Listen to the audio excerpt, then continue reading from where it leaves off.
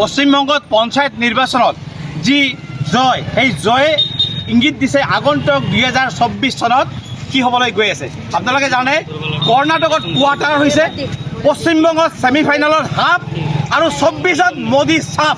আৰু এইটোৱেই হ'ল ইংগিত যে 2024 চনত জয় জয় মই হ'ব তৃণমূল কংগ্ৰেছৰ। আৰু সমগ্ৰ ভাৰতৰ পৰাই যেনেকৈ প্ৰতিটো ক্ষেত্ৰত বিজেপিক ইয়াৰ পৰা উৎখাত কৰি আছে বিভিন্ন ৰাজ্যত, অসমতো দেখিব যে 2026 পঞ্চায়ত নিৰ্বাচনত অসমতে তৃণমূল কংগ্ৰেছ ভাল ফলাফল দেখিবলৈ গৈ আছে।